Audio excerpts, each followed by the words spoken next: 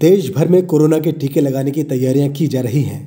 प्रधानमंत्री नरेंद्र मोदी भी कह चुके हैं कि जल्द ही देश में टीकाकरण शुरू होने जा रहा है। वैसे इसके लिए तैयारियां तो पहले ही शुरू हो चुकी हैं। भोपाल के प्रतिष्ठित People's College of Medical Sciences and Research Centre को भी इस कोवैक्सीन की टेस्टिंग के लिए चुना गया। भारत भर के प्रतिष्ठित संस्थानों के साथ पीपल्स मेडिकल कॉलेज में भी कोवैक्सीन की टेस्टिंग की गई। इस वैक्सीन की टेस्टिंग में WHO और भारत सरकार द्वारा तय मानकों का पूरी तरह पालन किया गया।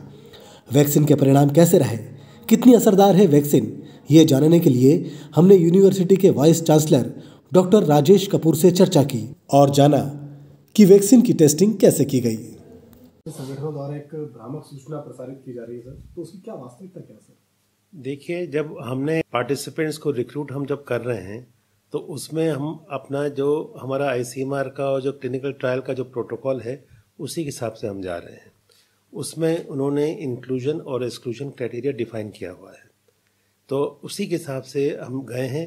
हमने कोई डिस्टिंक्शन नहीं किया है कि वो गैस पीड़ित है या नहीं गैस पीड़ित है।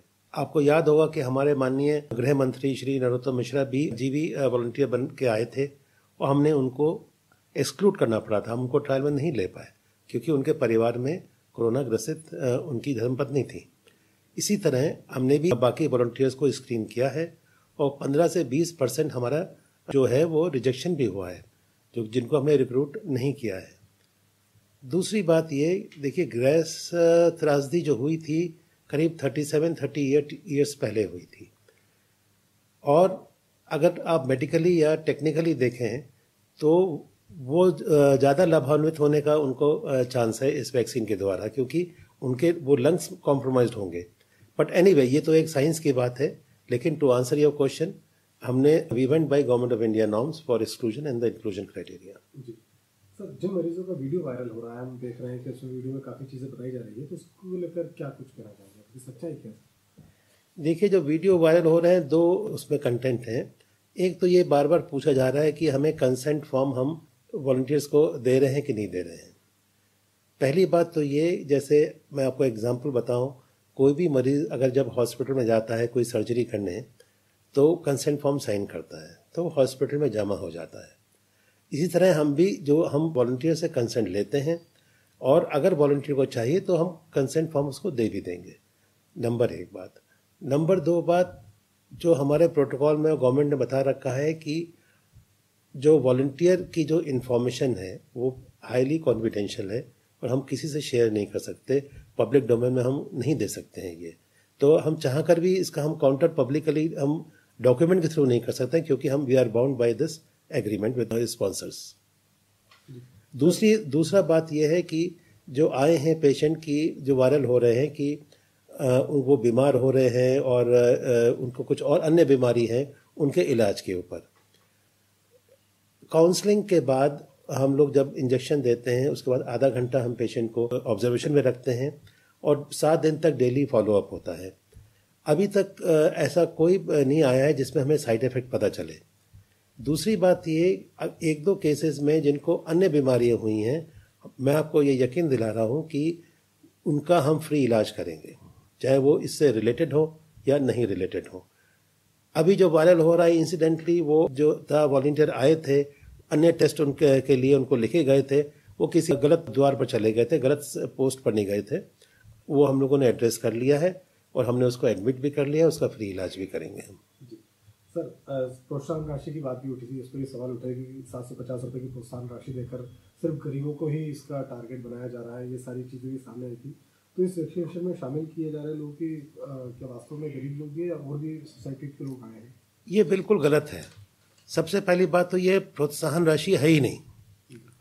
ये गवर्नमेंट ऑफ इंडिया का अप्रूव्ड जो है 750 रुपये, ये एक अलाउंस है, डेली अलाउंस आप कह सकते हो, जो गवर्नमेंट ऑफ इंडिया ने ट्रायल के लिए अप्रूव किया हुआ है। इसका लॉजिक यही है कि कोई भी आ रहा है, गरीब हो अमीर हो किसी प्रोफेशन का हो, वो अपना डेली कमाई को छोड़ के आ रहा है और आने का खर्चा भी कर रहा है, तो गवर्नमेंट उसे डेली अलाउंस के तौर पर एक कंपनसेशन देने की कोशिश करती है। हालांकि उनका योगदान इससे कहीं ज़्यादा ही 750 में नहीं नापा जा सकता। और दूसरी अहम बात जो ये है, जो भी ये अमाउंट है हम जो पेमेंट करते हैं बाई चेक देते हैं, तो ये मैं once and for all clarify करना चाहता हूँ, इट इज़ नॉट ए प्रोत्साहन राशि, it is only a daily allowance. और दूसरा आपका क्वेश्चन है कि इसमें गरीब आ रहे हैं या अमीर आ रहे हैं, हमारा इसमें कोई डिस्टिंक्शन नहीं है। And I can tell you कि इसमें हमारे डिफेंस पर्सन से भी आए हैं, हमारे ये शिक्षक गण भी आए हैं, 90 साल के बुजुर्ग भी आए हैं, ब्लाइंड कपल भी आया है, अलग अलग वॉक्स ऑफ लाइफ से लोग आए हैं। कोई हमारे पड़ोस में भी के भी जो कॉलोनीज है वहाँ से भी आए हैं, और 30-35 दूर जो एरिया है जैसे मंडी तिवार वहाँ से भी आए हैं। जी सर, जैसे कि आपने बताया कि गैस पीड़ितों को ही टारगेट क्यों किया जा रहा है,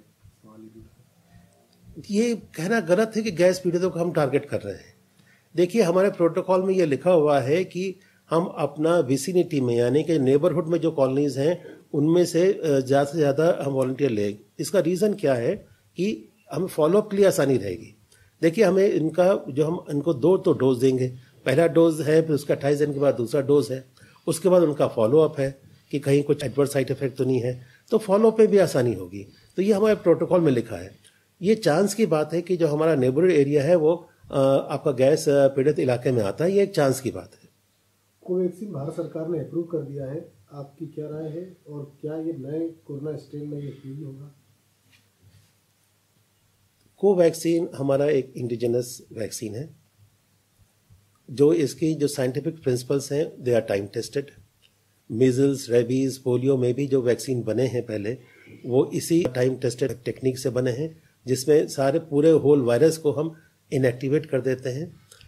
बाकी जो वैक्सीन्स हैं वो स्पाइक प्रोटीन पर काम करते हैं, और ये हमारा एक टाइम टेस्टेड टेक्निक है। मुझे पूरा विश्वास है कि ये कोवैक्सीन बहुत ही असरदार यानी कि सेफ भी होगा और इफेक्टिव भी होगा। और ये आपका जो गवर्नमेंट ने जो अप्रूव किया है DCGI ने with stringent scrutiny of data, तो ये सेफ और एफिकेशियस तो होगा ही, बिना इसके कोई रेगुलेटर अप्रूव नहीं करता है। दूसरी बात ये कि आपका ये जो म्यूटेंट स्ट्रेन्स आ रहे हैं उनके अगेंस्ट इफेक्टिव होगा कि नहीं। जैसे मैंने आपसे कहा कि ये since it is a whole virus inactivated, यानी कि पूरा वायरस को इनएक्टिवेट करके जो वैक्सीन बना है, चांसेस मेरे हिसाब से हैं कि ये जो म्यूटेंट स्ट्रेन्स आ रहे हैं उनके अगेंस्ट इफेक्टिव होगा। आपको याद है कि डायरेक्टर जनरल ICMR ने भी अपना यही मत रखा है कि इसके इफेक्टिव होने के चांसेस ज़्यादा हैं against mutant strains of corona. Sir, आखिरी सवाल है, कोरोना महामारी में पीपल्स यूनिवर्सिटी का क्या योगदान रहा है?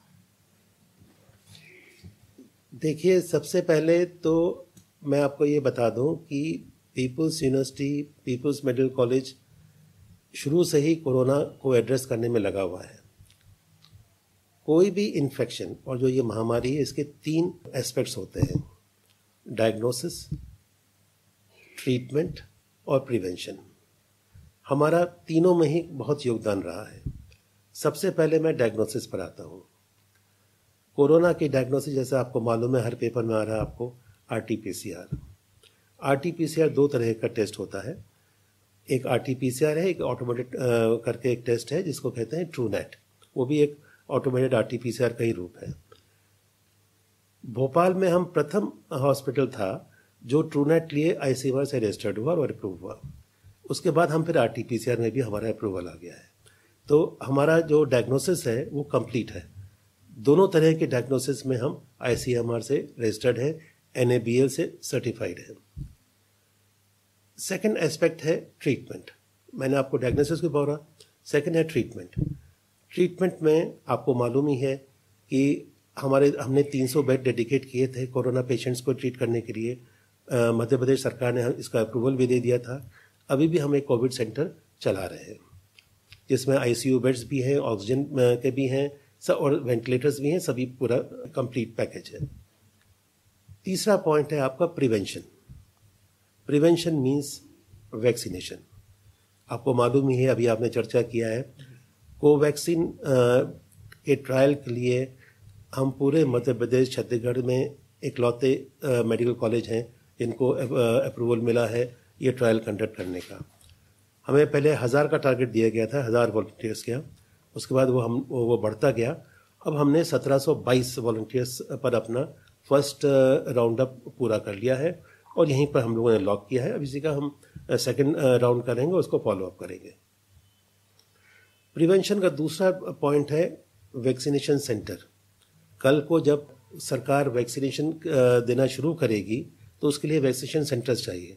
अभी 2 जनवरी को ही ड्राई रन हुआ था, आप लोगों ने पढ़ा होगा, और हम लोग वैक्सीनेशन सेंटर में भी अप्रूव हो गए हैं। तो हम लोग आगे चल के इसमें भी सेवा करेंगे। एक चीज़ और मैं कहना चाहता हूँ कि पूरे जितने भी मैंने आपको 3 बातें बताई, डायग्नोसिस, ट्रीटमेंट और प्रिवेंशन, ये हम लोगों के लिए बड़ी फ़ख्र की बात है कि हमें सेवा करने का मौका मिल रहा है। इसका किसी भी वेंचर में हमने प्रॉफिट नहीं बनाया है, ना हम कोई प्रॉफिट मेकिंग वेंचर भी था। It was totally for the human cause and for the humanity.